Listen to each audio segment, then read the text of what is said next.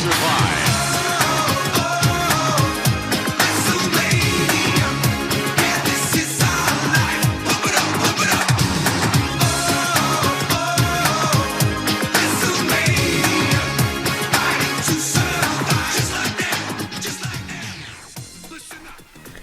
Whoa, whoa, Monkey Mania. Don't know the next line, but that's what I sang while you were away in Wrestlemania. Can you hear me across the Atlantic and US? Am I coming in loud and clear? Yeah. It's actually clearer than I imagined, Mark. It's almost like you're right in front of me. Funny that. Are we going to go into that right away? I think we'd better address it. So we said... oh, hello, everyone. By the way, we said in our WrestleMania preview podcast that we would be coming live from LA. One of us did. Yes. One of us managed to talk for, 45 minutes? I think it was about half an hour because I had to get on a bus to WrestleMania, so we cut it down to a decent time. But at the beginning of that conversation... we had some technical difficulties because I could barely hear you, and you said you sounded fine from your end, and we pressed record, but because we were having some technical issues, you then came out with the fateful word, why don't you just stop the recording and then start it again and see how it goes? I'm not blaming you. I know you're going to say I'm not blaming you, but then I did do that. I stopped the recording and then didn't press record again. So I was chattering away to you, listening to you, talking about all the matches, throwing in my juicy one-liners, and all that is now gone. It's gone. My side's there. Yes, your side's perfect, but it just doesn't make any sense to put it out there without the other half of the conversation. So yes. It will forever be... lost in time, like the Speed episode. Oh, yeah. For those of you who haven't... listened to us before or missed that particular episode, we watched Speed as part of our Day at Night series, and that has been lost to all of time. Still very, very sore about that. It's not funny. And this wasn't funny either. I mean, I was gutted. I was so gutted because, like you say, you were off to run for a bus. We had managed to sort it all out. We'd got the timings right. I thought, oh great, I can cobble this together over the next couple of days. Even if it sounds bad on your end, I'll do some weird stuff with the editing and I'll make it sound lovely and I'll get it out. And then, yeah, so you're back. I'm back. And we're doing a roundup live from our living room rather than live from LA, which is a little bit sad. But hey, it happens, doesn't it? LA's not as glamorous as you think it's going to be, to be perfectly honest. This is probably more glamorous, to be honest. It probably is, yeah. So... I think what we should do is just talk about like just the city during WrestleMania as well, and then we'll go on to the actual events that I went to. Mm-hmm. Is that okay? Yeah, that's fine. I was nodding. Yes, I was nodding. That doesn't work in an audio medium, honey. Yes, let's talk about LA. Yeah, because we didn't get much chance to do that on the episode that will never be. So yeah, go on and tell us about LA. So, I mean... LA was never like one of my favourite cities to visit anyway. Like, it was never one that I would pick out of a lineup. I'd never been there before, but obviously there's a lot of Hollywood stuff there. There's a lot of filming locations, but I was stopping in downtown LA, and I think downtown LA, as I was told on the, the map on the thing on the plane when you come across. Yes. That scrolled through to a bit where it said downtown LA is having a renaissance, and I think where I was stopping is just on the edge of like Renaissance and still quite rough area. Okay. Yeah, it wasn't unusual to see a lot of people on the streets, things like that. LA's got a big problem with homeless and people who are down on the luck and people who going through quite a tough time. Once you walked across to the other side of downtown, like I didn't see as much of that at all. But it took me a little while just to get my head around it. Like when I walked, it's a mile from the station to my hotel, and there is just lines and lines of tents, which is, it's tough to see. And people did tell me about this, and they say, look, people just want to keep themselves to themselves, and that is entirely the case. Like you would be spoken to by more people walking through Newcastle on a Saturday night than you would do walking through downtown LA. But it is, it's a it's a horrible sign to see.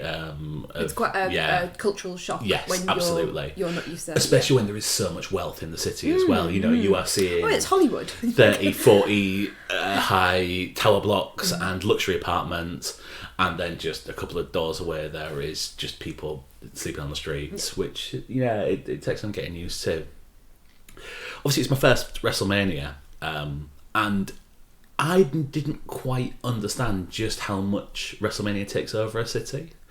Because, all you see, 50% of people I saw on Saturday and Sunday had wrestling t-shirts on, which is not normal certainly in this country. In general life? Yeah, having such a niche hobby. Because every time you spot someone, because there's someone, I won't name it, but there's a place that we go fairly frequently, and someone comes out at the same time as us and has a wrestling t-shirt on, doesn't he? And I'm always saying to you, go and talk to him in that way that like a parent would when their child's really into something and they find another child that also likes the same thing. Go and talk, why don't you talk to him about wrestling? Because that'd be weird, wouldn't it? Yeah, because it would be really, especially in that context as well, it would be really weird. But yeah, you don't see, it is a niche thing, and it's quite exciting, isn't it, when you spot someone who has something that's similar to your interest. And I think that is why people do wear wrestling t-shirts, and why, people who are wrestling fans are more likely to wear a wrestling t-shirt than someone who is a fan of a band or something like that. Although it does quite fit in, if you like heavy metal music, you tend to wear heavy metal t-shirts, and I think it's that sort of subculture and just sort of putting out there to other people. I've never really been like that. I've never really felt the need to advertise it, probably because people judge you a lot when you say you're a wrestling fan. Well, no, I think for you as well, because, I was thinking about this because you showed me, you came home with a t-shirt. Yes. And I thought, oh, that will never get worn. And then you showed me your slideshow of all your photographs from LA. And there you were wearing it at the event. And I was really surprised because you are just not someone who wears any sort of logo t-shirt or slogan t-shirt. So I don't think it's the wrestlingness of it. I will wear so many film t-shirts and quite random ones as well, or things with slogans on. You've just never been that sort of person. You're very you will wear just a plain black t-shirt, a plain navy blue t-shirt. You've never gone for any sort of pattern. So that's why I was surprised, and I think that's part of it as well, as you're just not a person who would wear something with a theme on the front. But that's a practical issue because I need to buy a t-shirt that's an inch longer. Yes. Because I have a longer body. Yes. Being 6'4", so that's why. Because you can't go to, what's the place you get all your t-shirts from? Last Exit. Yeah. To nowhere. Yeah, you can't get one there that's an inch and a half longer. Yeah, that's if true. it was, I'd be all over it because it's literally 4 shops in that I know of that will sell these extra long t-shirts. So that's the reason why. But you did wear it, and did you feel? Because if you're going to do it ever, might as well do it for WrestleMania. Yeah. Would you wear it again? Would you wear it now? Oh no. No, this is what I mean. I went to a local wrestling show last night and didn't wear it. Didn't wear a wrestling shirt. Well, you see, that's the difference between you and me, because I'd be wearing it to sort of almost say to everyone, oh, I've been, because then someone might come and talk to me about, and they might have been, and but no, you don't want to talk. You don't want to talk, do you? You just want One thing I would say is I'm more likely to wear a North shirt. Yes. If I went to a different event. I kind of wish I bought a North hoodie and worn it to WrestleMania, because I think people might understand that. But you saw someone, didn't you? I saw someone when I was queuing up for the bus. Someone was wearing a Cultaholic hoodie and t-shirt. Yeah. And everyone's just chatting to each other, and I was like, oh, you. She was American, and she was like, oh, you live in Newcastle. What is a Greg's? I was like, oh, right, yeah, sorry. I'm probably the one person who gets all the references that they make, but that's an easy one. I can start with that. But also the other thing is because it's not just WWE wrestlers that are in town. WrestleCon is in town, and it's kind of weird walking through the event, just and there's the $1 Million Man Ted DiBiase sat there. Oh, and there's Wardlow, who's a current AEW star, just sat there, just playing with his phone and waiting for people to come up and ask him for autographs and stuff like that. Oh, and there's the Tonga Kid. And you just see them walking around. So we're queuing up for a taxi. You see them coming out with a little wheelie suitcase because they're finished for the weekend. And did you see someone what's the word I'm looking for? Running, like jogging as Oh, well. yeah, Buddy Matthews, saw him running in the street. Apparently, I missed LA Knight who was a current WWE superstar. I missed him in Denny's by about 10 minutes, apparently, which is frustrating when I went for my breakfast there. Because someone posted a photo of, like, about half an hour later going, oh, I've just met LA Knight, and I was like, fuck. But yeah, it is very weird. It is very. I can see why it's addictive to go to these WrestleManias, because it is kind of like they turn the city into Disneyland for that event that weekend. Yeah, I can see how part of me thinks, like I've gone to the perfect WrestleMania, because it is thought of as being one of the best WrestleManias ever. But then, I picked the perfect one. That was the one to go to. But then another part of me does go, can I get away with this every year? I know the answer's no. Well, no. When you came back, I said, "Oh, are you thinking about going next year?" Because just thinking of the logistics, the answer wasn't no. The answer was, "Oh, well, it's in Philadelphia next year, yes. So it's easy to jump on a plane and get over there." Still a bloody long way. It is still a long way. It is a long way. But it's still quite expensive. It is gettable to... Yeah, I think that's the main thing, isn't it? Like, yes. It was a lot of money, but it was money well spent. And it was meant to be a once in a life... Yeah. Yeah, I know. But it was meant to be like this one big event where you got good stuff, you didn't scrimp on it, and you went and had a really good time. Absolutely. But I think once you have a really good time somewhere, you kind of want to keep repeating it, don't you? That's what I'm thinking. If it was me, I'd be like, oh, I'd really want to go and like see it next time and the next time. So yeah. Yeah, I mean, the difference is I might want to go and do something different. Like, it might not be a WrestleMania. It might be like AEW running a show at Wembley Stadium, which is in August this year, and I'm really tempted to go down for that, because that's got the potential to be like the biggest UK show certainly of the year, and there'll be other UK shows like Money in the Bank is in the UK this year, isn't it? So there will be other things coming round. Yeah, and there's also like an independent tournament that's run in Germany each year where I'm I think it's called 16 Karat Gold, a company called WXW, which is somehow affiliated with WWE because they appear on like the WWE network, but I think it might just be a sort of a business relationship at this point. They run a 2-day tournament in some weird place in Germany that's not a place I'd heard of, Oberhausen, which I mean, sorry to all our German fans. A weird place I've never... No, but it's not like Berlin or Hamburg or Cologne or anything like that. I don't even know. It's a city, but I don't know. I've never saw. It's not somewhere you necessarily hear from. Probably because like they don't have a. It's just outside Dusseldorf, by the way. Oh, well, there you go. Yeah, so unknown. But between Dusseldorf and Dortmund. But yeah, it's not a place where you necessarily hear from it. Mm-hmm. Probably because they don't have like a major football team, which is probably how you know these things. But yeah, I'd love to do that, and I think I'd probably prefer to do that than do another WrestleMania. Yeah. The guy I was sat next to lived in California, Ben. If you're listening, Ben, because I did mention the podcast and give him the name. He didn't write it down. I don't think I think he was being polite, but he was a real nice guy to sit next to. I had a nice chat to him. He lived in San Diego, which is also in California, and he was like, "Oh, we had WrestleMania a few years ago." And I went to that, and then this is just down the road, so we thought we'd come. It's about a 6-hour drive, but now I'm thinking, I want to come every year. Yeah. Good luck sitting next to someone as cool as me, but yeah. Wow, never to be beaten. Yeah, but yeah, it is probably the best atmosphere I've ever been to at any kind of event ever, like concerts. It looked amazing. Events. I know I'm taking the mick about your slideshow, but the pictures from within the stadium were just phenomenal. It just the money, you could just see money pinging, ping, ping, ping. It wasn't just that there was a screen in the sky. There was a screen in the sky on top of a screen on top of other things. Just the feats of engineering to put it all together, and that wasn't even a major part of the production. Well, no, that's part of that screen. That it's kind of an infinity loop that goes around the outside. that's part of the stadium rather than something that WWE Yeah, well, that's what I mean. Yeah. Like, you just go, right, okay. It's where they're doing the opening ceremony to the Olympics that are in Los Angeles in 2028, I think it is. Okay, well, I can understand why. Yeah, it's a beautiful stadium, and like the seats were so comfy. Like, I had plenty of leg room.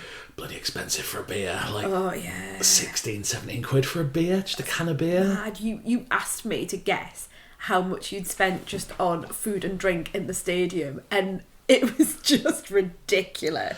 The problem is, now everyone's using contactless. It doesn't feel like real money. Well, it was like hundreds of pounds, wasn't it? Yeah, like, I spent 3 figures on food and drink over 2 days. Yeah. And that's it. That's all. Just a hot dog and a can of, like... Yeah, so like a hot dog was £17 for a hot dog, which is just ludicrous. It is. And then like I ate and it was fine. It was a fine hot dog. There was nothing to write home about. It certainly wasn't a £17 hot dog. And then like I saw someone eating a pizza, and I was like, next day I was like, I'm just gonna get a pizza because at least it'll fill me up. And like, because after my hot dog, I was like looking around LA trying to find somewhere to eat something at like 10 o'clock at night because I was still hungry. And yeah, so then I was like, oh, I'll find a pizza. God, it's gonna be like 30 quid, but like it's just a little personal pizza, but same price. Which seems like everything on the menu was probably 19 quid, but there was only one little place that sold it. Like, because there's so many, there's so many vendors and so many. Even in between them, there was like people walking around with like backpacks full of beer and stuff like that. Like people came down the aisles and like offering you a beer like from a backpack during the event. Yeah. Like you see on like TV with like sports games. I've only ever seen that once before, and that was when I went to see Bon Jovi in Sunderland, and they had people with little backpacks on with sort of like glasses. They were decanting wine into little plastic glasses out of their backpack. Yeah, because Sunderland's twinned with LA. It's not. No, it's not. Of course it's not. It's not. Oh, you're such a fibber. And I'm going, yes, I'm sure it is. Thinking, I'm sure I didn't know that. I think the SoFi Stadium is quite different from the Stadium of Light. It's quite different, yeah. But yeah, just as an event and a feat, like the set dressing and just everything going on is just awesome. Like it's so much bigger than I thought it was going to be. Not just in like size, but in just feel. Everything feels special, and they really do make that thing of making it feel like the most important event you've ever been to. Should we go through some results? I was just thinking about, take us through night one. So night one. So starts off with the match that they were advertising like as the main thing on the poster for night one, which is Austin Theory defeating John Cena. John Cena brought out loads of Make-A-Wish kids at the beginning, and I cried. And then I saw the video for it, and then I cried as well. And there was a little kid that was dressed as Hulk Hogan. Yes. Which was really funny. All the other ones were had John Cena merch on or WrestleMania merch on, but someone had actually dressed this kid with beard and hair and everything as Hulk Hogan, which was an interesting choice, isn't it, really, these days? I mean, WWE has forgotten about it, so I think therefore the people have forgotten about it. I'm surprised he wasn't there this time, actually, because they normally wheel him out for stuff like this. Did you know that John Cena was going to be there? Was that sort of an acknowledged date? Right, okay. Because it's going to be his last match, isn't it? Is that right? His last WWE match, or that's not been confirmed at all. No, I just thought that it seemed to be. Well, I was reading stuff while you were there, and it seemed to be sort of being set up as it's probably the last time he's going to come and do something like this, maybe with his career. You can going say off that, films, but everyone always comes back. Yeah, they always come back for something, don't they? People can have the bitterest of lawsuits against WWE, and they'll still come back when there's money to be made. So I'll believe it when I see it. I'll believe anyone retires when I see it. Yeah. The next match was the match that they normally do just to put in like extra people on the card. So it's a 4-way tag match. It's the Street Profits defeating Braun Strowman and Ricochet, defeating Alpha Academy, and defeating the Viking Raiders. Okay. This was an 8-minute match, which was just basically everyone getting their shit in. So if you had a move, you probably did it during this match. Like, highlight for me, probably one of the best things of the night is Braun Strowman is a big guy. He's a big fella, isn't he? Yeah, big fella with a beard. You probably, if we saw on the street, we'd probably say one of yours. Yes, probably. And someone from the Street Profits, with every successful tag team, there's someone who they think is going to be the successful one, and someone who's going to be like the one who fades into the background once it splits up. Yeah. And Montez Ford is definitely the guy in the Street Profits that everyone thinks is going to be successful. And I kind of feel sorry for Angelo Dawkins, because he is thought of as being they normally use the example of being the Shawn Michaels and the Marty Jannetty, who were the rockers in the 80s and 90s. And Shawn Michaels went on to become the Mr. WrestleMania, having the best match every year, and Marty Jannetty... I've not heard of him. ends up doing very odd Facebook posts where he later claims he was hacked. Oh no. Yes. One of those. Oh. I wish we could go into that, but I think it's probably something that's litigious. But Braun Strowman was running around the ring just taking out everyone, and Angelo Dawkins absolutely wiped him out, and the whole crowd just erupted at seeing this massive man being taken out by a guy smaller than him, which is kind of what wrestling's all about. Like, you want to see people who are small beating up people who are big, and the underdogs getting beaten. This was a really surprisingly good match. Like I said, it was just everyone getting their shit in, but yeah. Next was Seth Rollins defeating Logan Paul. Mm-hmm. Which you had previously, in our preview, you had talked about sort of Logan Paul being a real talent and annoyingly so. Yeah, he's like really surprising. And Seth Rollins had been doing his Joker act, hasn't he? Yeah. Which was getting a little bit tiresome. How did it go? I mean, Seth Rollins is annoying, but he is one hell of a wrestler. And Logan Paul, as we know, is annoying, but is one hell of a wrestler. This was kind of subdued for the first part of it because the big screen went off. Oh, right. So did people not quite know what was happening, and was there a bit of that sort of chatting you get in an audience? We could still see what was going on, but the people at the very, very top, like, no way, it was like two ants walking around a matchbox. And then halfway through the match, the screen came back on and everyone cheered, and I'm like, what do wrestlers do at this point? Maybe they can't hear, or they just hear. carry on. They will hear, because you can see them like pay attention, but right. Then I suppose the professionals have just they just carry on. Logan Paul, this is the most commercial WrestleMania has ever been. Like, just make that clear. And it, for reasons which is interesting, which we'll come to. Yeah, so Logan Paul came down with a guy in a mascot Prime bottle suit. Rolls eyes. And the Prime bottle stuck around during the match, so everyone was like looking, going, that's either going to be just a nobody who's getting the shit kicked out of him, or it's going to be someone in the suit. Someone like famous. And I thought it might be his brother or someone like that. Okay. As it turns out, the Prime bottle interfered, and it was KSI, who is...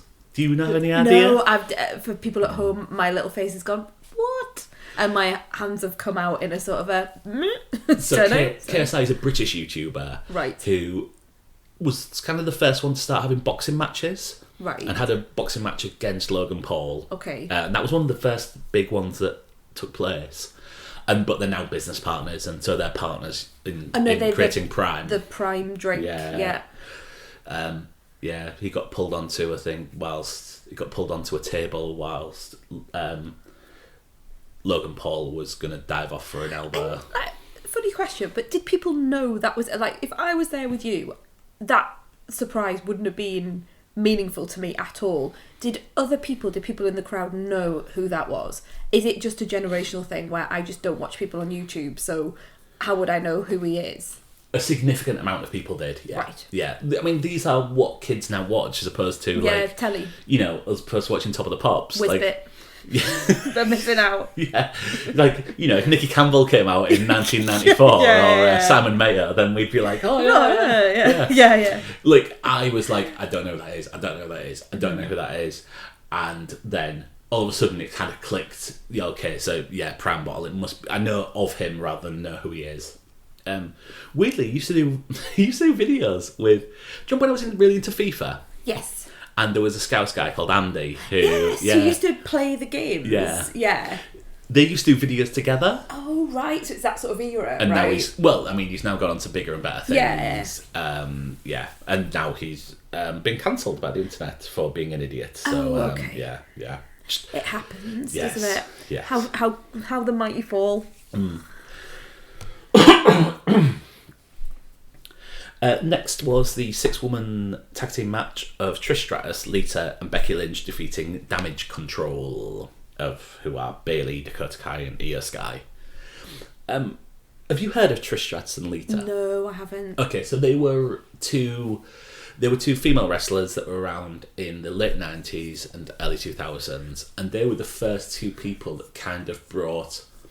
There were better women's wrestlers at the time, but they were the two that kind of brought the credibility to the division. Like, they had a main event on Raw, which was the first time two women had ever main evented on a WWE TV show, and there'll have been better wrestlers at the time, but they definitely raised the bar for charisma and showbiz, like star power in women's wrestling. And women's wrestling is something where sometimes it gets better, sometimes it gets worse, and sometimes they treat it seriously. But now it is seen on a par with the men's division, so they've both retired in the mid 2000s, but they came back. This was probably the worst match of both nights. That's a shame. Lita looks like someone who hasn't wrestled full time for 5 years. She looked off the pace, unfortunately. But look, it was fun. Like, there were good people when Bayley and Becky Lynch were in there, and Dakota Kai and Io Sky. Like, it was a good match, but it wasn't that much fun. Okay. When Lita was in, or to a lesser extent Trish Stratus.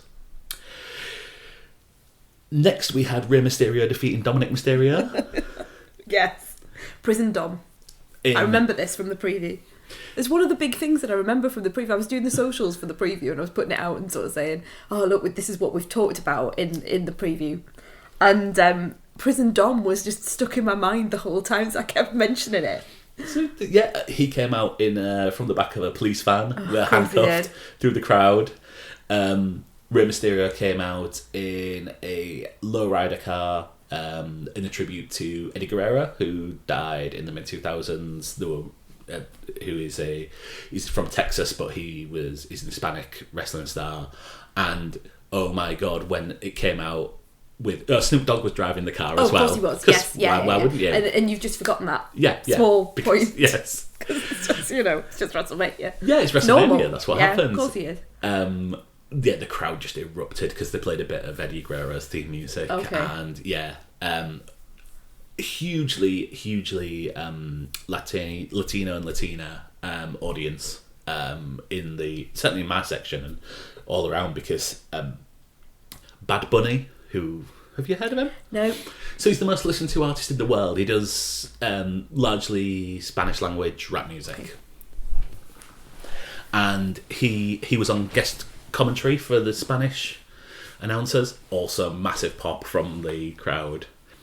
He interfered at the end and stopped Dom from using a chain to beat his dad, setting up probably a match in the next pay-per-view, because he's wrestled in the past. So he's becoming out. He was in Bullet Train as well. Okay, so he's crossed over into various media. Also, that match was brought to you by Cinnamon Toast Crunch. Ooh, why? How? What was it? Just no relevance. It was just Did they throw it around the ring? No, but there was a anthropomorphic cinnamon toast walking around the ring, God. which it turns out was played by Sol Ruka, who was one of the NXT wrestlers. I don't understand. I just don't get it.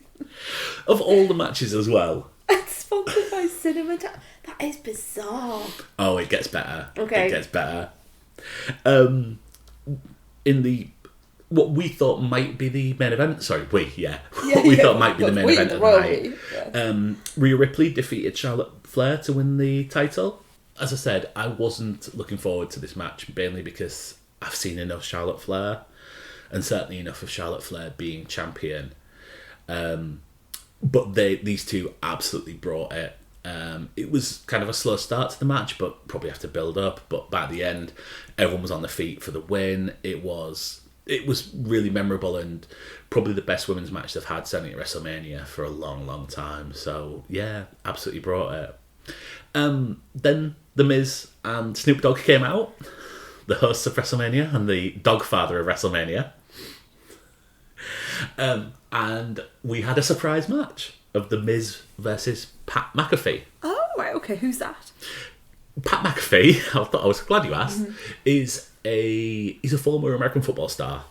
He was a kicker for the Indianapolis Colts. I'm surprised you've not heard of him. No, I'm really surprised, yeah. But then he's got into sports broadcasting. I think he's got a podcast. He's got a YouTube show. Hasn't everyone got a podcast? Yeah. So he came out, they had a short match. It was like 4 minutes. Right, okay. Another American football star helped Pat McAfee win. Okay. But yeah, it was a Was little it fun match. sort Yeah. of little thing, Pat McAfee's previously been a commentator, done a bit of wrestling, wrestled Vince McMahon last year on wrestling. Interesting. Yeah. But yeah, it was fun. It was fine. It wasn't. We get a bit tired by that. Yeah. But then we had the main event, which was Kevin Owens and Sami Zayn defeating the Usos to win the WWE Tag Team Championship. I got a Sami Zayn and Kevin Owens t-shirt. Everyone wanted them to win because, as we discussed in the preview podcast, it's one of the best storylines that the company's ever done. And yeah, they just brought it. This is Dave Meltzer's first 5-star match of the event, which he's only done, it's one person's opinion, but it is used as a barometer throughout the industry of, quality of matches. Okay. For whatever reason. So yeah, he's only done 250 ever in the history of wrestling, so, and only about, probably about 20 of those for WWF. Okay. So it's quite rare to have one, and it's quite a thing to see one. Like I say, it's one person's opinion, and that there's plenty of matches. But it's exciting, isn't it, for you to be able to say, well, Dave Meltzer says this was a 5-star match, and I saw it, and I can have an opinion on it as well. Absolutely, yeah. And that was, it paid off the night perfectly. It was the right thing. What time did it finish? Sorry, this is such a me question. Were you tired? What time did it finish? Well, I was tired because it was. So I think it was probably about 9:30 LA time. Okay, yeah. And what time did it start? 5:00. So in the afternoon, isn't it? Yeah. Okay, so it's not like one of those things where it's sort of 11:30 midnight, and you're just thinking, I just want to get home now. Yeah. No, but I was only 2 days out of UK time. Out of UK time. Yeah. So I was. It was 4:00, 5:00 in the morning by the time I got to bed, which was it was tough. But I was. People were looking at me during the most exciting points of matches, going, "Why is that guy yawning?" Yes, jet lag's a bitch. But people were raving about this event after night one, and I know some people just leave it to the last minute to buy the tickets because on the thought that they would go down in price, because there's plenty of touts that will keep tickets and probably have got them left over to get rid of. So if you have the nerve to do it, it's really you can get some real bargains if you have the nerve to fly all the way to LA and leave it till a half an hour before the event to get the tickets. What this did was, those people were absolutely screwed the next night because this was such a good first night that the prices went up on the secondary market. Wow. So people were saying, I've listened to the Wrestlemania podcast, and they got really good seats for £200 for the first night. Okay. And the same thing the next night were $1,200 for That's amazing. Yeah. But it shows how good the night one was, because then the requirement for night two tickets had just shot up then. Yeah. Wow. The bus that got there, the bus that took us there, took the WrestleCon bus, which WrestleCon is a big convention that invites loads of performers in, so you can get your photo taken or an autograph with them, and they do loads of other events associated with it. And if you've ever want to see someone go through the stresses of trying to get 12 different buses from a hotel to an event with a set start time in LA traffic, because LA is just the worst traffic I've ever been in. Okay. Like, everything moves slowly. Oh, really? Yeah. And the buses were late getting there, and people were starting to get panicky, and I got there quite early, so I was queued up. I was on the second bus, so that was okay, but you could see people like arriving and going, oh god, is that the queue? Someone came along and said, pushing someone in a wheelchair, saying, is this the queue for a taxi? And I was like, no. Someone said, no, it's the queue for the bus to Wrestlemania. Like, oh, okay, right, I must be up the front then. And I looked down and it was a former wrestler who was in the wheelchair, Lex really? Luger. Okay. Yes. So yeah, these are the kind of weird things that you see at WrestleCon. Yeah. You see people walking around just having a snack, and it's like, oh, that's Brutus the Barber Beefcake. What's... Mark. But I got to the second night about an hour before the doors opened. After Did you? Is that because you thought that you needed to get there a bit earlier? They or booked did it the just... buses earlier. Right, okay. So knowing that people would get there earlier, I got there a little bit earlier again, and I was still on the first bus. I was on the first bus in that case. But Give you enough time to wander around and have a good look at that's things. That's exactly it. Yeah, I walked around. It's a really beautiful stadium, and it's in a really nice area. And then I managed to get in and drink too many beers because I spent far too much money, and then had a couple of beers and sent you a text just saying, I love you very much. Did. Yes, I remember that. Thank you. I told everyone. To come. I messaged my friend. Well, I was speaking to my friends the other night. I had people round as well, and I was just saying, oh yes, Mark must have had a few beers last night because I got a drunken text message from him in the middle of the night. Oops. But it's very sweet. Yes. It was very sweet because I then woke up at 5 o'clock with our son, and then woke up to this lovely message saying, thank you for letting me come to this, essentially. It was essentially that, was it? Thank you for allowing me to come to this event. Yes, I think that's probably it. I was all rueful and... Well, it would be really nice, actually, because that was, like, the last night, and... Yeah. Well, not the last night of you being there, but that was the last... No, it was the last night of me being there as well. Was it the last one? Yes. Oh, right, okay, God, I keep the misplacing next night, where the next night I was on a flight You back, were on a flight, so yeah. it wasn't last night for me, but it was, But yeah, it's sort of like the end, isn't it? The big denouement of, like, not match 2, but the second night. Yeah. I don't know the words. Night 1 and yeah, night there 2. You go. Yeah. But the second night, so it started off with Brock Lesnar defeating Omos. I don't know Omos. I know Brock Lesnar. Is 7'4". Right. Like a Nigerian giant. Okay. Is kind of how he's known. This was a 5-minute match, but it was two big guys beating the shit out of each other. Mostly Omos beating the shit out of Brock Lesnar, and then Brock Lesnar just picking up a win at the end. Yeah, he just does that, doesn't he? I've seen him before. He can push someone with his little finger, and then they've gone. Yeah, Brock Lesnar is probably one of the hardest people in the world. Like he had won amateur wrestling titles. Did you tell me once that he just lives in a shed? Yeah. He also went to the UFC after he left wrestling. Oh yes, I remember that. He nearly got into the NFL just by never playing amateur football, but just wanted to try out to the NFL. Went to the UFC, won the UFC heavyweight title, then came back to wrestling, and he just lives in the wilderness in like Minnesota. Apparently doesn't have a phone, so he just the only person who I think Paul Heyman, who's the manager of Roman Reigns, used to be his manager, and is his manager in real life. And I think it's a bit like let's talk about Bill Murray, like not having a mobile and just going to like this thing to pick up his messages once. I think Brock Lesnar's the same. He just lives and hunts and keeps himself to himself. Him and his wife Sable, who was a former WWE Women's Champion. Back in the days when it wasn't as respected. But yeah, I think they just go and live out there, and he goes and wears his cowboy hats and goes hunting, and then occasionally checks in with Paul, who tells him where he needs to be. But this is two big blokes hitting each other, which is always fun. Next one is the let's get all the women on the card. So Ronda Rousey and Shayna Baszler defeated Liv Morgan and Raquel Rodriguez, Natalya and Shotzi, and Chelsea Green and Sonya Deville. Ronda Rousey and Shayna, I'm assuming, were injured because they did square root of fuck all during this match. It was weird because we were just watching them at the side. The camera wasn't concentrating on them, but they were both still just stood at the side, like not even on the ring apron doing anything. And then they came in, hit a couple of people, and picked up the win.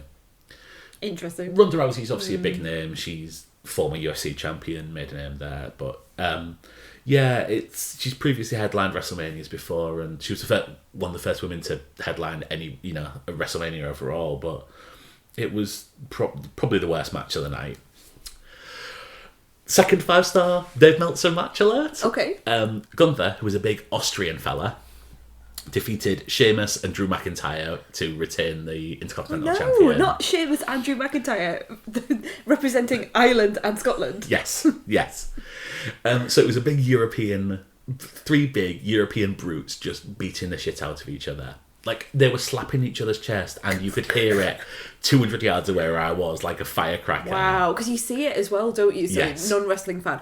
But, like, I when I see you watching it, and then you see, like, the marks across the chest. Yeah. Like, you can really, really tell when they've been... But I remember seeing, like, Daniel Bryan with, like, it looked like his chest was about to explode because someone had been slapping it so much. Yes, yeah. Yeah, sorry, carry on. Little interlude there from me. Like, so many times. This is possibly my favourite wrestling match ever. And I've not watched this back with commentary on, so it might work out differently. But this was one of the best matches I've ever seen. Certainly, and possibly my favourite. Just like... Why, though? Like, just because it was athletic? It was athletic, there was drama, and there was big guys beating the shit out of each other. It just worked on every level. There was a moment where Sheamus was beating the shit out of Drew McIntyre. The story behind the match is that Sheamus has never won every belt in the WWE apart from the Intercontinental title, so he wants it. His friend Drew McIntyre also wants it, and they've had a falling out because they were friends over. They had a falling out over it. But Gunther, formerly called Walter, has held it for almost a year now, and like it is like thought of as being unstoppable at this point.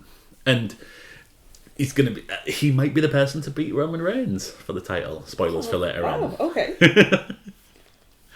There was one point where Sheamus was just beating on Drew McIntyre, just turned around and just did a pose to the crowd, and everyone just exploded. It was the perfect thing of in-ring action and also crowd involvement. Everyone was invested. Everyone was into this match, and it's second of the weekend to get a Dave Meltzer 5 stars, which would be interesting to watch it back and see the difference. Yeah, I'm going to watch them. I'm going to watch them. I'm all wrestled out for the moment. It's alright, Lou, I'll get you the DVD. Yeah, thank you. Blu-ray, is that where it's out? 5th of May. It's advertising the programme. Bianca Belair retained the Raw Women's title against Asuka. I'm surprised at that. I think a lot of people wanted Asuka to win. She's recently had a character change, turned into this... You know Asuka, don't you? Do I? She's a Japanese wrestler. She won the Royal Rumble one year and then went against... She was undefeated for like 2 years throughout the whole of WWE and went against Charlotte Flair. Did she wear a lot of pink and yellow? Yes. Okay. Yeah. Quite, yeah. And she used to just have like this little bit of makeup, but now she's got like this psychotic clown makeup and... bit of a change to her character. Everyone thought she was going to do it, but no, it was a good match. It wasn't the best match, but there was a lot of families where the girls were dressed up as Bianca Belair, and her entrance was actually a dance troupe all dressed as her coming in, and there was this little girl who was dressed up and doing like contortionist stuff.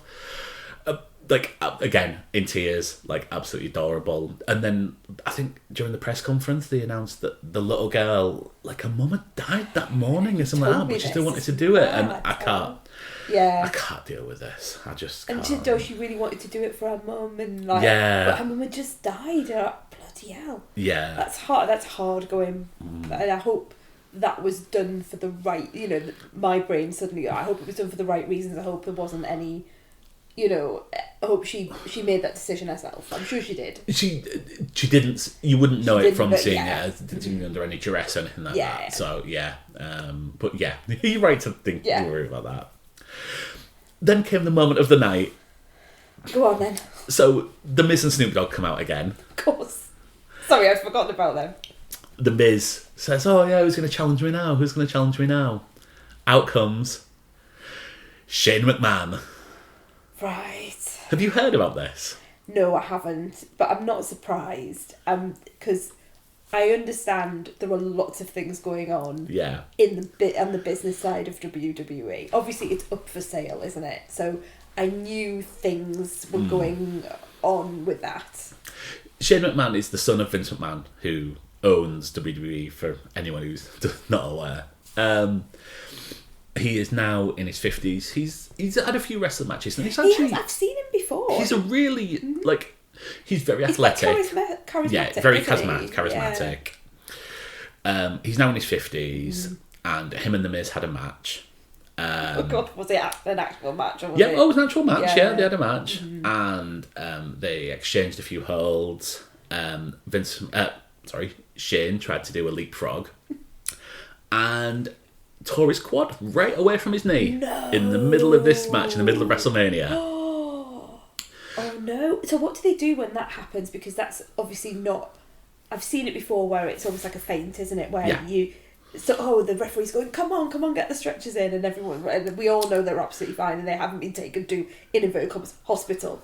But if something like that happens, what occurs?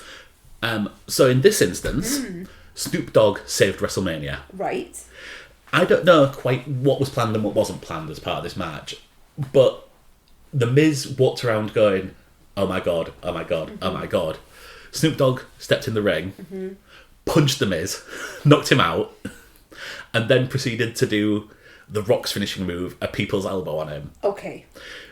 Is that to distract people from the medics that are coming in? I'm sure that at least part of this was planned at some point. But for him to step up, to think on his feet, and I don't know, someone must have had a word in his ear. Apparently you could hear the referee saying, people's elbow. But right, okay. Just stepped up. I mean, I've no doubt that Snoop Dogg was probably imbibing a lot of his favourite substances that night. Yes. Yeah. But that normally makes you quite sleepy. Yeah. It's quite good to think on your feet. Creative thinking, though, that's the other thing. A lot.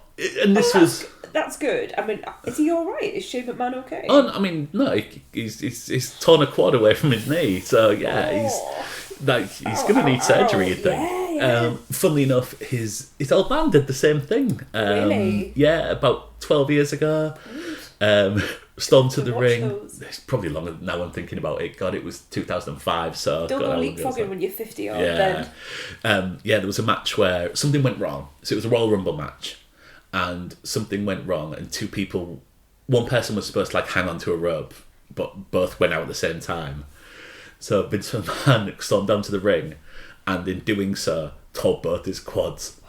So he was it's so painful. Ooh, and of course, did the thing of trying to stand up and just crumpling. But Snoop Dogg saved WrestleMania. Next was Edge defeating the Demon Finn Balor in a Hell in a Cell match. Oh, my friend Finn. Your friend, yeah. My friend, yes. Yeah, a few years ago, you were in a pub. I was out on a works night out that had gone on far too long, and part of the group would split off. So part of the group had wanted to go to a trendy place that did popular music, and part of us wanted to go to an old band's pub that did sort of a bit of rock and a bit of metal. And you sent me a text saying there's wrestlers in the pub because NXT had an event at the arena, and you said Sami Zayn's in the pub, and I was like, you need to get a photo of it, and you sent me a photo, and it wasn't a photo of Sami Zayn, it was a photo of Finn Balor. I told Finn Balor that I said to him, given that I'd been out for quite a while by this point, and I just looked up at him and went, "You're my husband's favourite wrestler," thinking he was Sami Zayn, having no idea what Sami Zayn looked like and having no idea who this guy was. But it was because, as we were going in, some girls were at the top of the stairs and they had said something along the lines of, "Oh my God, Sami Zayn." They mustn't have been, obviously they weren't talking about Finn Balor, but they were obviously talking about wrestlers generally. And I had just put 2 and 2 together and made 75. But an exciting photo. And at least I didn't say to him, "Oh, Sammy, you're my husband's favourite wrestler." I just said, and I was very polite, and all of us got our photo taken with him, even if I didn't know who he was. But it was that sort of evening. And bless him, I mean, because it was a fairly quiet pub as well. It wasn't the sort of place you go to where you want people to notice you. Yes. He'd just gone there after the event, and he probably just wanted a quiet, like. But I mean, blooming hell, he's big. He's a big. I mean, and he's not that big. That's the other thing. But he's. I remember at the time, obviously this many years ago, but I remember at the time thinking, wow, what a present. He was very quiet. He was very, almost like not shy, but just very, very, like, not big or show busy or anything like that. He just was taking it all in his stride. He wasn't getting annoyed by all these drunk people coming up to him. And, you know, he would take a photo, and then the next person, and he was just wanted a quiet drink. So I really, you know, you kind of think, people always have a bad night. There's always going to be a night where you're just like, I can't be arsed with this. But you can kind of tell a person in that profession by the way that they just generally deal with the general public. And I remember thinking that night, oh, he's going to have a great career, and he's a nice guy because he's dealt with us in a very professional and very calm manner. So I've always had a bit of a soft spot for him. But now he's a demon, apparently, you're telling me. I'm still pissed off that wasn't there that night. I know. So, yes, he occasionally dresses up as a demon rather than himself to come out to the ring. Like the Predator. Yes, that's got, exactly like, the hair, hasn't he? Like a headpiece. Yeah, so to start off with, so there was a video that started showing before this, and the crowd got up because we knew it was the Hell in a Cell match. We knew that it was the penultimate match, and we knew that something big was coming. It's probably going to do some big entrances because it's Hell in a Cell. We've got the demon and everything like that. And the video that started turned into promotion for the Pope's Exorcist movie. Oh, you're joking. Boo! Biggest booze of the night. Just everyone turned on it. I really want to see that film as well. Cut to a video of Russell Crowe spouting things in hell as well. Couldn't hear anything because everyone was booing. Yeah. Every single person. Oh, he will be chewing the scenery in that film. There's been quite a lot of discourse on Twitter about it, and I've missed quite a lot of it apart from seeing people say, there's been a lot of discourse about it, and a lot of people go to say it. It's the sort of film I absolutely love. I love any sort of exorcism film, and it's the Pope's Exorcist as well. It's just great. It's got a lovely, all the religious vibes, the exorcism, brilliant. And Russell Crowe. Yes, and Russell Crowe. So they shoved that in there before this match. Was there a religious theme or exorcism or Catholicism? No, but Edge used to be like a vampire at certain points. Oh, okay. He used to hang around with some vampires. Well, I suppose if Finn Balor's being a demon as well, maybe that's the link. I don't know. So this match, we thought was going to go on longer, but at one point, everything just stopped, and the camera turned to Edge, who looked like he didn't know what to do. And we were like, what's going on? And then we saw blood pouring out from Finn Balor's head all over the mat. Do you want to see a picture? Yeah, go on. Because he's normally in quite a bit of makeup as well. Yeah, well, that was the problem. You couldn't quite see it. You just saw the blood coming all over the ring. So he posted this afterwards with the phrase, "It was just a flesh wound." Oh, wow. So he has an incredibly large laceration to his skull. Yes. And that's incredibly deep. And you're able to pull it apart and see within. So he had 14 staples put in during the match. That's huge. Yeah. Which is, a hell of a thing. That's a major head injury. Yeah. So how did that happen then? Because that, like I say, it's a laceration. So Edge threw a ladder and it hit him on top of the head. Right. Okay. Yeah. And split him open. So they managed to stop the bleeding. They managed to do, I think, probably about 5 to 10 minutes more. But is there not a quick... Sorry. Lawyer. Is there not a question when something like that happens that should be the end rather than 5 to 10 minutes more? When someone's got that level of head injury, shouldn't it not be a minute of maybe covering it over and then we finish rather than 10 minutes where you could have a major, a concussion or brain damage? Do you know what I mean? They will do concussion checks at the time. And that amount of blood loss? Well, yeah. I mean, yes. Yeah. Any other event, probably so. Like, certainly just a random show in Newcastle, if that happens, yeah, they will end the match there and then. Whether they should carry on when injured for WrestleMania is a debate that probably is worth having, but it would be very tough to just end that there. You could tell it finished early because there was a hell of a lot of pissing about afterwards, and people, like, they showed the whole of Seth Rollins' entrance from the night before for some reason. Well, like, why? They should have shown that trailer for the Pope's Exorcist again. Well, maybe so. I mean, yeah. Oh, I mean, we also had an advert for Mike's Harder Lemonade. What's that? I think it's like Hooch. Oh, right, like, okay. Yeah. Okay. That was before the Sheamus Drew McIntyre Gunther match. Mike's Harder Lemonade. Wow. So I think it's even more alcoholic. But yeah, I mean, this was really hampered by the stoppage and the blood and the fact that then they just tried to get the shit in. Finn went off the top. It all up and get it all off the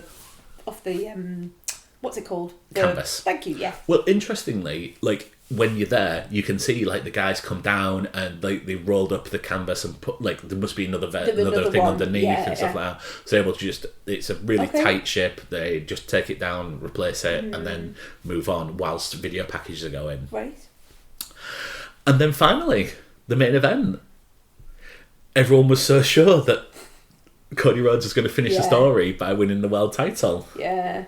So as Cody Rhodes was coming down, Ben, sat next to me, hi Ben, if you're listening, said to me, the problem is about this, like, you kind of want some kind of doubt in your mind. I'm like, well, you know, there is like 5% chance that, like, Roman's going to return.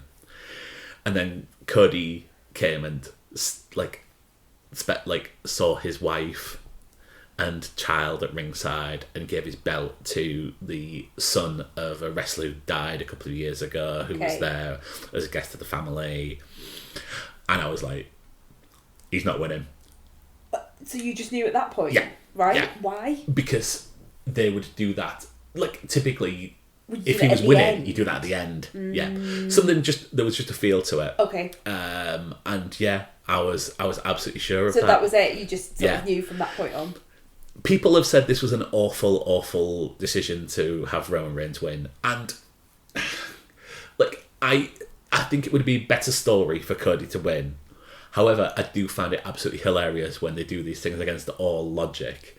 And yeah, part of me just wanted to laugh when that happened. I mean, the air deflated from the stadium, like, and people were just leaving. Okay, yeah. But boy, is it something that you're going to remember. Yeah. I mean, I don't know. There's so many stories going around about Cody always knew that he wasn't going to win the title there.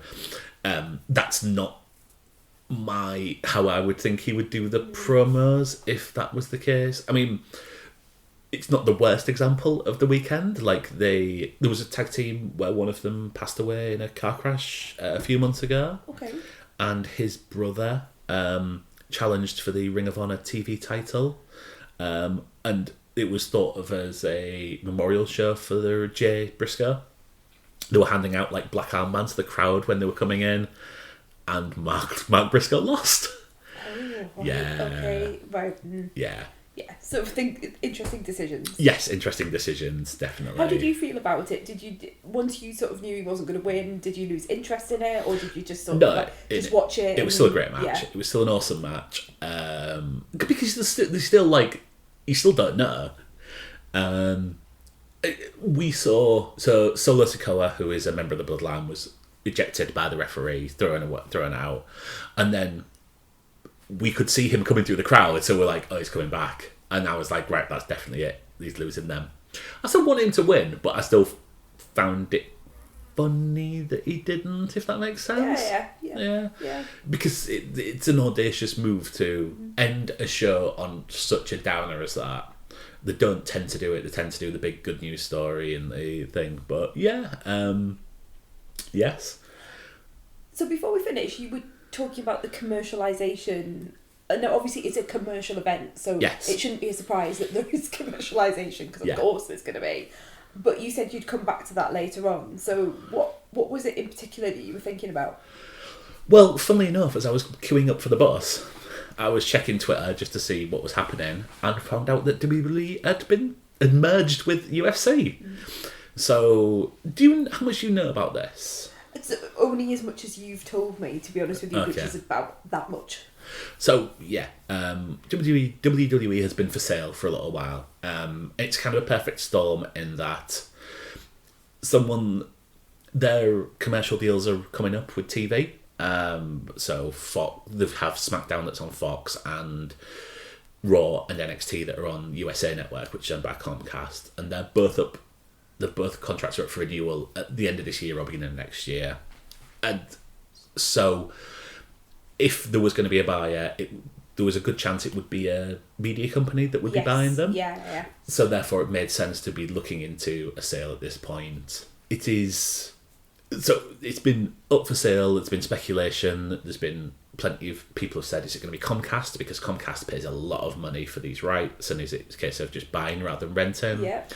The Saudi Investment Fund, which owns our local football team, were named at one point as being the buyers. Turns out that wasn't the case, obviously. And so Endeavour, who own UFC and the Professional Bull Riders Association and a couple of other things. They also come from a talent agency, so it's owned by, or headed up by, Ari Emanuel. Okay. Do you know that name at all? No, I don't know at all. He's a super agent. Ari Gold, who is Jeremy Piven's character in Entourage, is based on him. Okay. So he's the head of this company. They have split UFC away from Endeavour, but this into a company that's going to be named and is going to be owned by 51% by Endeavour and 49% by the current shareholders of WWE. It's going to be one of the biggest sporting, if not the biggest sporting companies, like entertainment. Certainly in the fight world, yeah. I mean, this brings a whole new power of negotiation with them, whereas they are negotiating for their new TV deal. There's going to be a lot of people that lose their jobs because you don't need 2 payrolls anymore. You don't need, but I don't know whether I'm excited or not. UFC's suffered in the past few years. However, it's become a bigger commercial thing. And the fact they've struggled is because UFC is 100% based on creating stars. And since Conor McGregor decided he wanted to get into fights in pubs and make whiskey rather than necessarily concentrate on fighting, they've not necessarily had the stars that the marquee stars. I mean, you probably couldn't name any UFC fighters. Which I could have done a few years back. Yeah, I struggled, to be perfectly honest, and we used to watch UFC all the time. Yeah. But what this will do is probably take them up to the next level. WWE is a content creating machine. Yes. They take home close to $500 million a year just on TV and media rights, and that doesn't count the live events or any other commercial ventures such as advertising and stuff like that. But it's going to be a tough one. The big concern now is that Vince is back in power. With his little tash. The Raw after Wrestlemania is normally the big reset for the next year, and it was not a well thought out show. There is Vince was backstage driving the show from what they call the gorilla position, which is just behind the curtain. It used to be an old wrestler called Gorilla Monsoon who traditionally sat there, so it's known as Gorilla. There were lots of rewrites at the last minute. Triple H is still the chief content officer or chief creative officer, but everything now has to go through Vince McMahon. Right. SmackDown was a better show, and funnily enough, Vince McMahon wasn't there. But in all the interviews, Ari Emanuel has blown a lot of smoke up Vince's arse and said, I needed him there to be there, whereas I'd kind of hoped he would just go and retire somewhere quietly and let us move on to the next generation. But I mean, rich people owned it. Some different rich people owned it. Yeah, it is. It feels very Succession. Yes, absolutely. And I mean, that's exactly what it is. And Vince now has to answer to someone. Now it's Ari Emanuel has not got where he is by being daft. Yeah. And Who knows? If he sees... There's speculation that wrestlers are now saying they're going to look at their options, they're going to wind down the contracts. Yeah. With any sort of takeover, with any sort of merger, that is going to happen at the time because it's changed. So people go, okay, what's the new... what's the incoming administration going to be like? Do I fit within that? Is it time for me to go? Was I thinking about going anyway? Was I promised things by other people that now I'm not going to have? I'm going to have to start all the way from scratch again. Am I going to be liked by the new people coming in, or are we just completely at odds? Yes. So I think it wouldn't matter whether it was Endeavour or someone else. Everyone was going to be looking at, right, okay, where do I fit in? So I don't find that surprising. But yeah, I think there is a definite feeling that certainly the women are uncomfortable with Vince being back in charge, given the situation. I mean, who knows? Who knows what's true and what's not true? But it's difficult, isn't it? Exciting times. Yeah. Like, it's nice to have something exciting. Because, like I said, as I've said before, what happens backstage is often far more interesting than what happens front stage. So, yes. Before we go, I understand there is a question that's been sent in. Yes, we've got a question from one of our listeners. That listener being Chris. Hi, Chris. Hi, Chris. Chris, who's been on our main podcast before, on the Honeymoon Period podcast before, because Chris knows everything there is to know about Indiana Jones, and we had him on when Harrison Ford decided to pop up in our neck of the woods to film Indiana Jones 5. He did, yeah. Dial of Destiny. IJ in the UK, part of the Newcastle. Yeah, absolutely. So, Chris's question is, and I've held on to this for a while, so I'm very excited to finally release it to you. Chris's question is, whatever happened to the Bushwhackers? Okay. What does this mean to you? Absolutely nothing. So the Bushwhackers were a tag team that were around in the late 80s, early 90s. They were two blokes in their 40s who were from New Zealand and had shaved heads and wore camouflage trousers and vests and walked along like this. Oh no! Okay. And everyone, like anyone who's like listening, will know. Who knows the Bushwhackers will know what action I've just done. Right. They were kind of a kid targeted at kids. Targeted at kids. They used to be daft and they used to lick each other's heads and lick the heads of children and the crowd. I don't think you'd get away with that. No, now. You wouldn't. Absolutely not. No. And yeah, they used to... Back in the day, when they came on, I was like, oh God, it's the Bushwhackers. Since I've looked back, they used to be like one of the most violent tag teams going, called the Sheepherders, back in, in the mid-80s. And they had absolute bloodbath matches. Kind of feels like the one way around. Like, the kids-friendly thing should be the Sheepherders and the Bushwhackers should be the really ultra-violent team. But apparently WWE came up to them, or WWF at the time, and said, oh, we're looking for a really sort of kid-friendly thing. And they were like, no, I'm not interested. Like, oh, well, Luke, it's really easy. You don't have to, like, fight really hard or anything like that. And we're going to put loads of merchandise on you. And we're like, yep, where do I sign? I'm in my 40s, here's my pension. And, yeah, so everyone seems to remember them. I don't quite understand this why. Clearly is where the question comes from, isn't it? It's like, oh, I remember the Bushwhackers. Tell me about the Bushwhackers. I don't remember them at all. And I know the big names of WWF as it was. So, yeah. So what happened to them then? So, I mean, well... Is it a terrible story? Is it a story for our ages? So, Luke Williams, I saw last week at WrestleCon. Ah, okay. So he's getting his autographs and doing all of that sort of stuff and getting people to stand next to him and having photographs. There's a picture of them. Oh, wow, okay. Right, I see what you mean, yes. So you've seen one of them. I've seen one of them. Oh no, does that mean the other one is no longer with us? Butch died on the second night of WrestleMania. Passed away last week. Oh no! Yeah. I mean, is that why you've been looking so funny at me with this question? Yes. I was like, what could have happened? What did one of the Bushwhackers do? You have that feeling of like, oh no, did they get into trouble? He was 78. Right, okay. Yes, he was an appropriate age. Because, let's be fair, with wrestlers... That is quite a good age for wrestling. Yeah. And I think the problem was, I think the reason is, it was the people who were young in the late 80s that kind of hit the steroids, hit the recreational narcotics, took painkillers to ease the pain, and then took something else to get them up so they could go out on a night out because they're just stuck in hotels all the time. And that is why. And I think probably Bushwhackers were a little bit older, and I imagine had a quieter life, even though they were in really, really violent matches. And if you look at their heads, you can see the scars from being bladed and stuff like that. But yeah, they went into the Hall of Fame in the mid-2010s.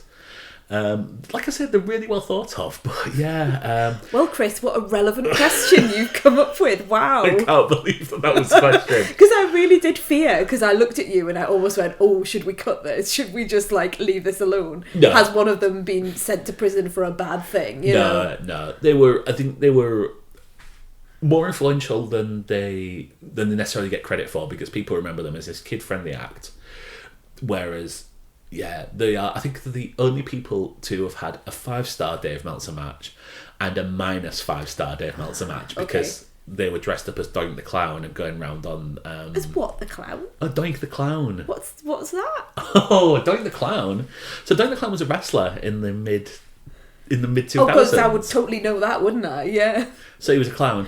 Right. So he started off being like an evil clown who used to like go and like give kids balloons and then pop them and stuff like that. Well, they should pop them. Yes. Balloons are evil and shouldn't be allowed. You've got a weird balloon balloons. thing. I hate balloons. And then, of course, he turned a good guy. And like when he was really dark, Doink, then that was great. But then he turned into a good guy and had a little person come with him called Dink, who was also dressed as a clown. Right. And yeah. It was everything that was everything that was wrong with WWE in the mid-90s. Yeah. But it was actually a different person who played him at that point, because the guy had been fired for... Yeah, okay. Let's stop there. Yes. I've had enough of Doink the Clown. Yeah. Yes. But yes, Bushwhackers... Yeah. One no longer with us, and one at WrestleCon. They're of an appropriate age, and Luke is still... Stop saying they're of an appropriate age. Well, you have to do that. Like, you know, you go around the early WrestleManias, and it's like full matches are now no longer with us. Yeah. But yeah, I can 100% say that Luke Williams uses some dye on his hair, because it was pitch black, and more pitch black than it was in the 80s and 90s. Well, there you go, Chris. I hope your question was fully answered there. More of an answer than I thought we would get from a listener question, It's going to be such an easy question as well. I thought it would be like a 2-second thing, but no, it's you. I forget. No, I mean, they were both. Yeah, they were both advertised as being there, and I thought like, oh, there's only one there. But then he was quite frail at the Hall of Fame, so like that was like 5 years ago, 6 years ago. Get your numbers right. Yeah. Right, we have come to the end of our WrestleMania episode. Well, episode 2 of our WrestleMania episodes. The preview and the after party. There was one in between. There was one in between, but forever lost. Yeah. I think this was better. Genuinely, like, I'm not being funny. This is probably an I had one conversation. Out of the clock last time, but yeah, which was a shame. It was just... Yeah. It was very rushed, and I couldn't really hear you very well. So, because this time round I was thinking, I've probably have heard this before, but I hadn't, because I couldn't really hear you. That's good. When we were recording it live. So yeah, this is much, much better actually. I was able to go, I didn't know you were talking about that. Thanks everyone for listening, for tuning in. We've had some amazing figures. I know, like, you're not really meant to talk, like, in the podcasting world. Some of the things I hear is that you're not really meant to talk about, like, the number of people that tune in, or like your figures or your stats or anything. But like for us, for just a little independent podcast that, like, we do this for fun, it's really quite exciting for us when we see that we've got, like, our figures have sort of like shot up, and the response that we've had from people. So I know this has made you think that we should really pivot into wrestling podcasting now, haven't you, Lon? No, I think we always should have had done it in the first place, and yeah. But it has been very exciting to see the numbers go up. So please don't leave us. We do TV and film reviews, and there are many wrestling references. We'll have to drop one in every week now. to chop one every week. The difference is I've been putting them in for ages and you just don't pick up on them. I know, I don't know. If you put the Bushwhackers references in, I wouldn't know, but I do now. But yeah, in all seriousness, it's just been lovely to have people responding to the pod and to have messages from people, and just really lovely to hear from people and to have questions sent in and all of that sort of stuff. So yeah, if you're into your TV and film, please do stick around. We will be back with another episode covering all of the things that we've been watching. Mainly Mark while he's been away in Wrestlemania, me while I've been here and elsewhere watching programmes by myself. Yes. So yeah, we'll be covering things like Succession, Yellow Jackets, some of the films that we've been seeing recently. So yeah, please come back.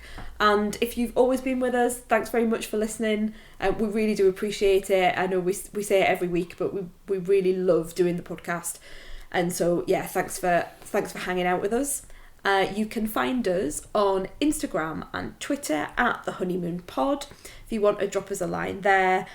And if you haven't already, please hit subscribe wherever you get your podcasts, because that means that whatever weird and wacky things that we're coming up with will just land in your podcasting app without you having to look for it. You just set it to auto-download so that even if you're not bothered, we still get the stats. If you could set it to auto-download on wrestling episodes, that I'd appreciate even more. Then Mark would be like, right, that's it then. Yeah. No more TV and film. We'll just do wrestling forever. I know you're not interested, but we're doing it. So yeah, thanks everyone. Thanks everyone. See you later.